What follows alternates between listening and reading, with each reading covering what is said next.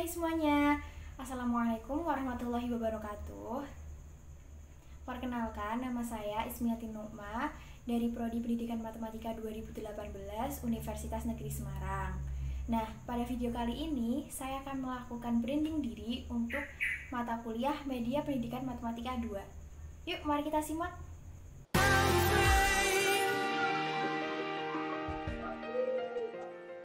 Assalamualaikum warahmatullahi wabarakatuh. Waalaikumsalam warahmatullahi wabarakatuh. Waalaikumsalam warahmatullahi wabarakatuh. Selamat datang di acara webinar Matematika Pembelajaran Matematika di abad 21 bersama dengan Ismiati Nukma, Pendidikan Matematika UNES 2018. Sebelumnya, perkenalkan nama saya Raffi Tafan Setiaji, biasa dipanggil Raffi. Saya di sini akan memimpin jalannya acara pada siang hari ini. Gimana nih kabarnya teman-teman?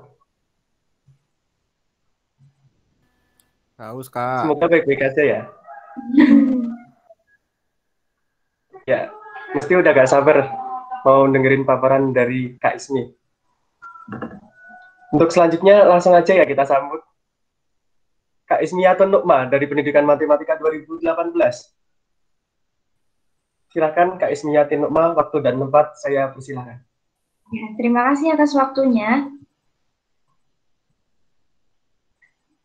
Nah, terima kasih bagi teman-teman semua yang sudah mau bergabung dalam kegiatan webinar pada siang hari ini. Nah, di sini saya akan membahas terkait tentang pembelajaran matematika di abad 21. Nah, seperti apa sih pembelajaran matematika di abad 21? Nah, di sini ada suatu permasalahan yang mengacu pada karakter belajar abad 21. Di sini ada materi pada siswa kelas 1 SD, materi geometri yang harus dipahami siswa di sini adalah pengenalan bangun datar sederhana.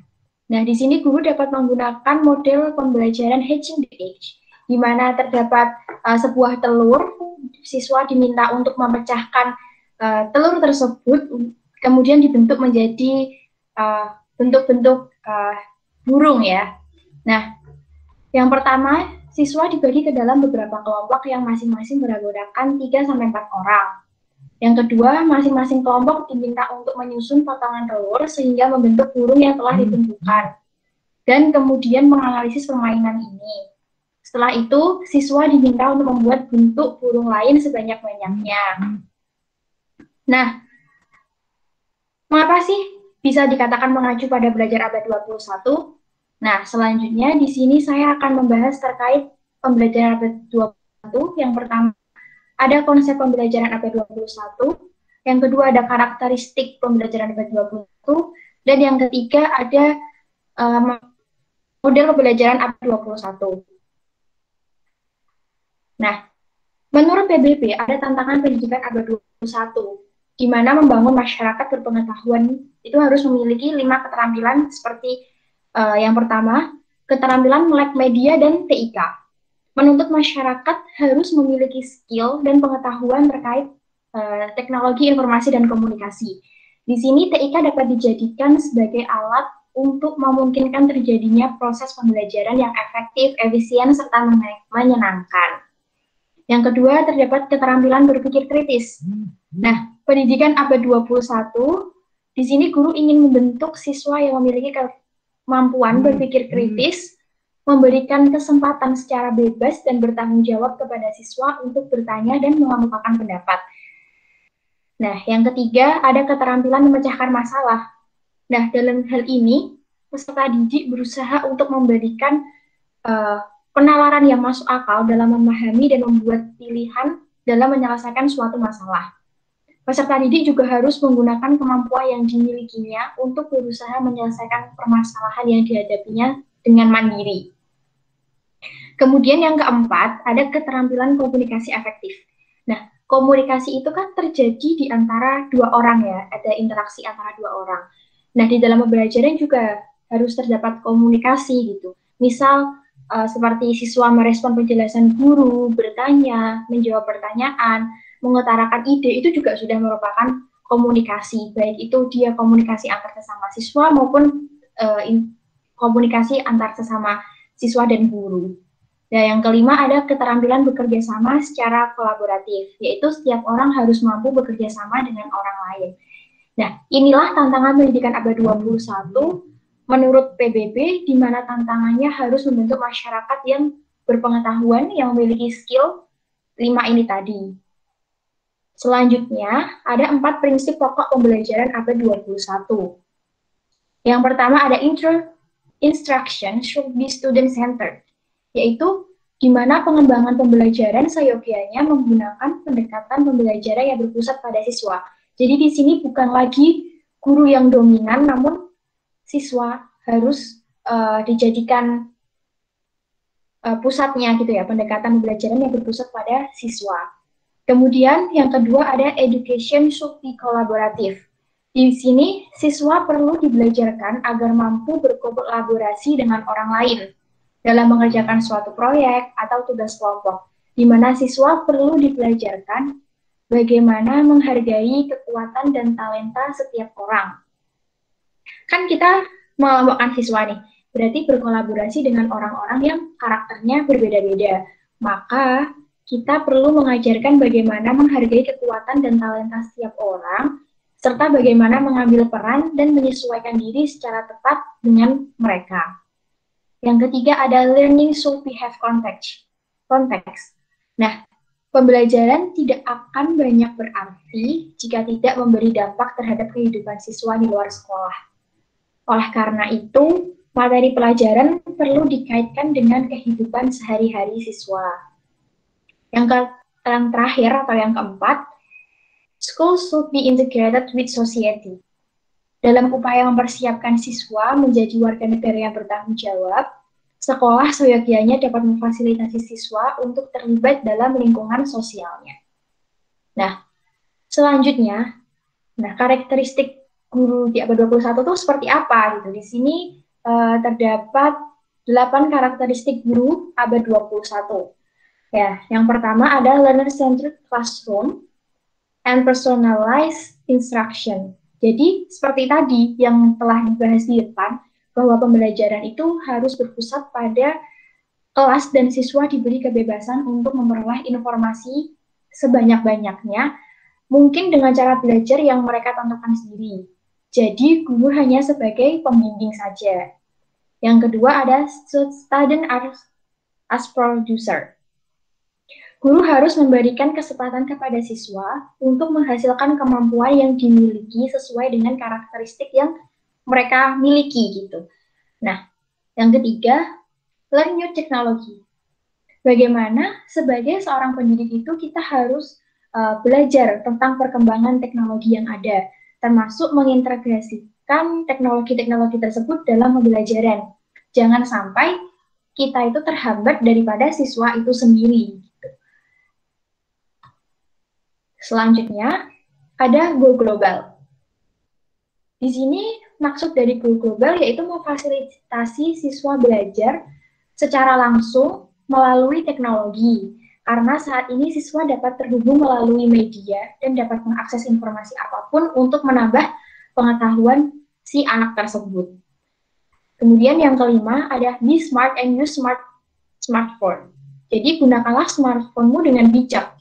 Guru harus bisa mendorong siswanya untuk bisa berpikir secara maju, salah satunya yaitu dengan menggunakan perangkat smartphone sebagai penunjang dalam proses belajar mengajar. Bijaklah dalam menggunakan internet dengan baik untuk pembelajaran. Nah, kemudian yang keenam itu ada go digital, di mana proses pembelajaran itu kan sekarang tidak harus selalu menggunakan kertas gitu. Kita bisa menggunakan bahan pembelajaran yang lain gitu, mungkin dengan aplikasi atau dengan media gitu. Jadi kita proses pembelajaran dapat menggunakan digital tanpa menggunakan kertas sebagai bahan pembelajaran supaya latihan yang kita sampaikan itu nanti lebih terorganisir seperti itu. Kemudian yang ketujuh ada collaborate. Nah, guru itu harus mampu mengkolaborasikan antara teknologi yang ada dengan kemampuan-kemampuan yang dimiliki oleh siswanya.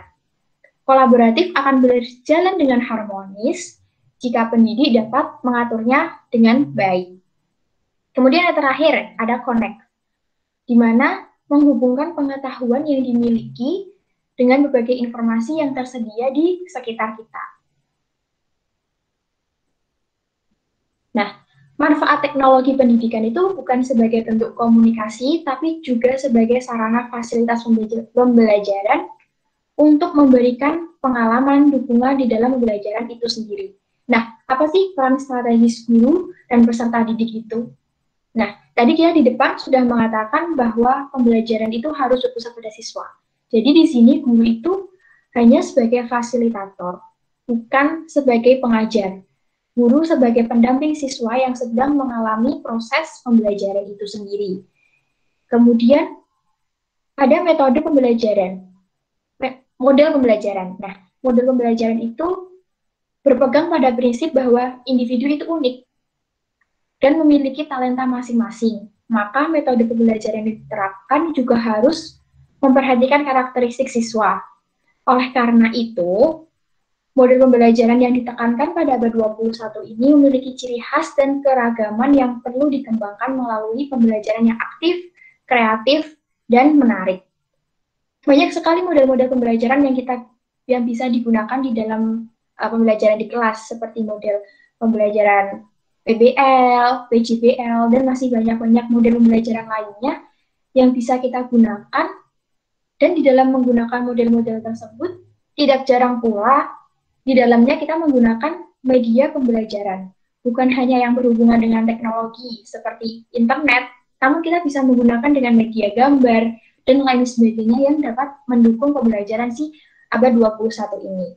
Nah, jadi berdasarkan contoh tadi di depan, kenapa Hatching DX itu bisa dikatakan pembelajaran abad 21? Karena di situ pertama siswa dibentuk di dalam kelompok, di mana itu sudah mencerminkan keterampilan abad 21, yaitu kolaborasi. Kemudian siswa diminta untuk memecahkan suatu masalah, keterampilan memecahkan suatu masalah, dari semula yang itu berupa telur harus diubah ke dalam bentuk-bentuk yang telah disediakan. Kemudian juga siswa diminta untuk berpikir kritis, mungkin dengan bertanya kepada guru jika mereka tidak mengetahuinya, kurang mengerti, seperti itu. Kemudian juga terdapat keterampilan berpikir kreatif. Kenapa? Karena tadi di situ selain ada 4 model guru, siswa diminta untuk mengembangkannya lagi, mencari model-model yang lain. Berarti di sini kan siswa itu harus kreatif. Gitu. Nah, seperti itu pemaparan pada kesempatan kali ini. Saya kembalikan ke moderator. Oke, terima kasih Kak Ismi yang sudah memaparkan materi yang sangat menarik ini. Untuk selanjutnya, saya akan membuka sesi diskusi. Akan saya buka satu termin dengan satu termin berisikan 2 penanya. Jadi, bagi teman-teman yang ingin bertanya, silahkan bisa manfaatkan sesi diskusi ini. Selanjutnya sesi diskusi, saya buka, silahkan untuk bertanya. Udah ada pertanyaan di chat ya? Mungkin ada lagi yang mau bertanya?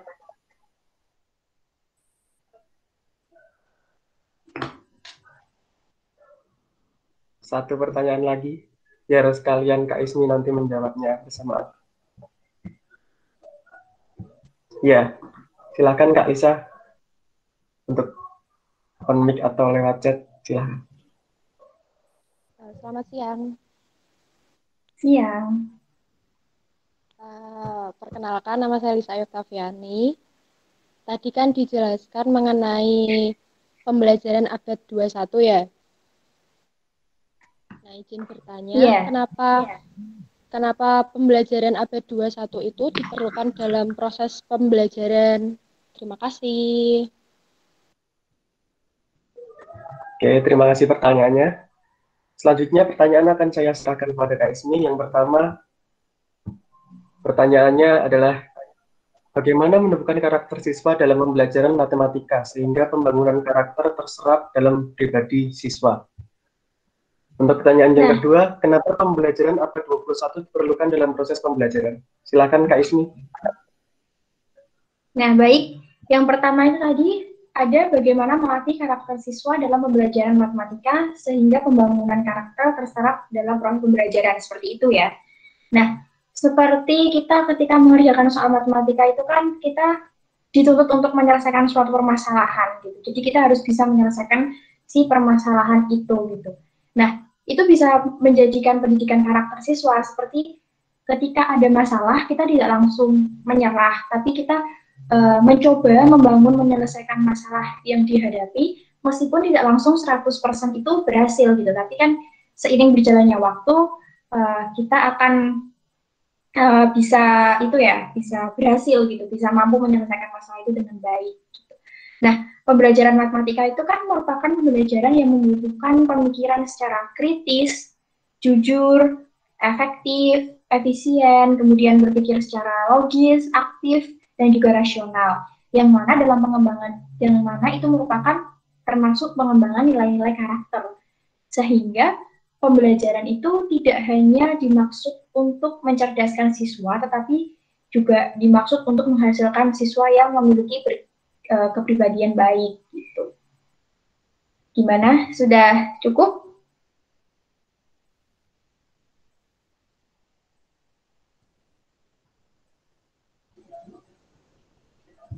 Dari Adiza gimana? Apakah sudah cukup?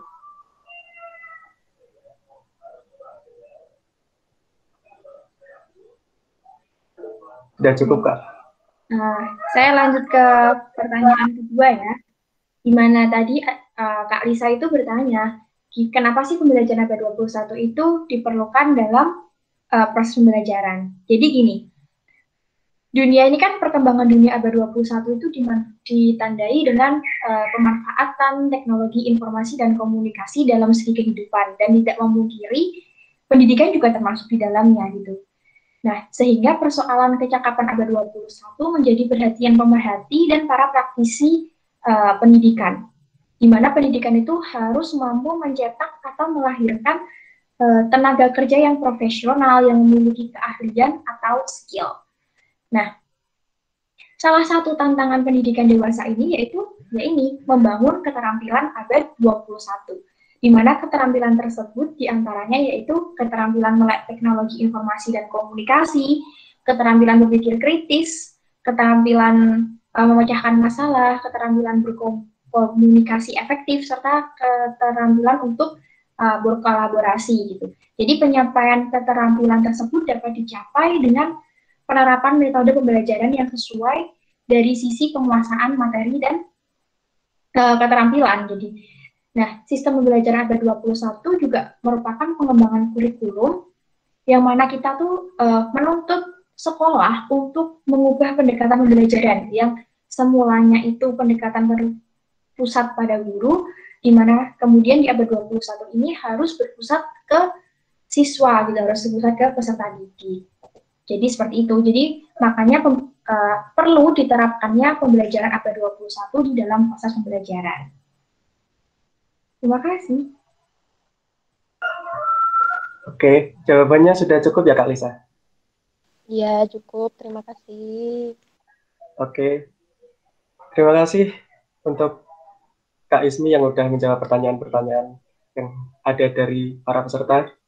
Selanjutnya di sini saya akan mengambil kesimpulan dari seminar pada siang hari ini. Perkembangan dunia abad 21 ditandai dengan pemanfaatan teknologi informasi dan komunikasi dalam segala segi kehidupan. Manfaat teknologi pendidikan bukan sebagai bentuk komunikasi, tetapi juga menjadi sarana fasilitas pembelajaran untuk memberikan pengalaman dukungan di dalam pembelajaran itu sendiri. Oke, sekian dari saya. Kurang lebihnya saya mohon maaf. Assalamualaikum warahmatullahi wabarakatuh.